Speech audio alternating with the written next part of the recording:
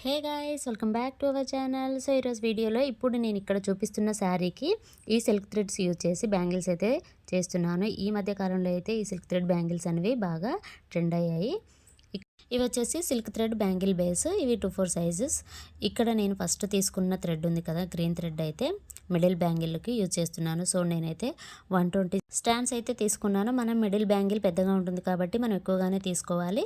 అదే సైడ్ బ్యాంగిల్స్కి అయితే 60 or 70 తీసుకుంటే సరిపోతుంది.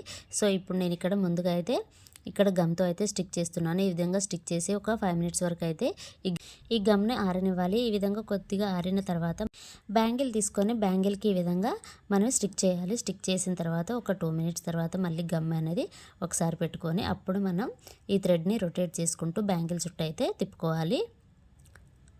సో ఈ సిల్క్ థ్రెడ్ బ్యాంగిల్స్ అయితే ఒక 5-6 years బ్యాక్ అయితే బాగా ట్రెండింగ్లో ఉండేవి. ఇప్పుడు మళ్ళీ వచ్చాయి.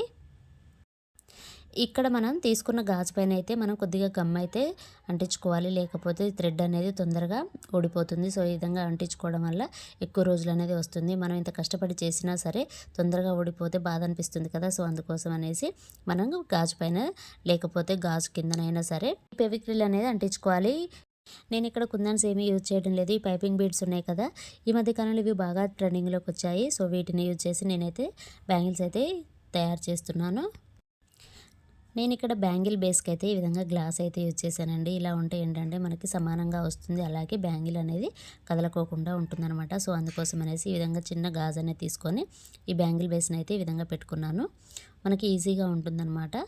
అలాగే కరెక్ట్ పొజిషన్లో మనం స్టిక్ చేసుకోవచ్చు.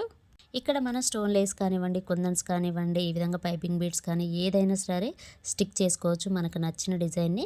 నేనైతే ఈ విధంగానే వేస్తున్నాను, సింపుల్గానే ఉండాలనేసి. కొన్ని అయితే హెవీగానే చేశాను. సో వాటిని అయితే వీడియో అయితే తీయలేదు, నేను బ్యాంగిల్స్ అయితే చూపించాను.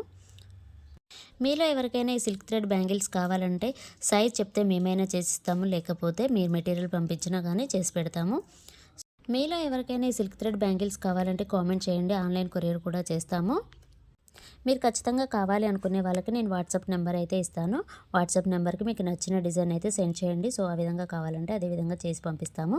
సో ఇదేనండి ఈరోజు వీడియో. ఈ వీడియో కనుక మీకు నచ్చినట్లయితే ప్లీజ్ లైక్ చేయండి, షేర్ చేయండి, కామెంట్ చేయండి, అలాగే సబ్స్క్రైబ్ కూడా చేయండి. Thanks for watching.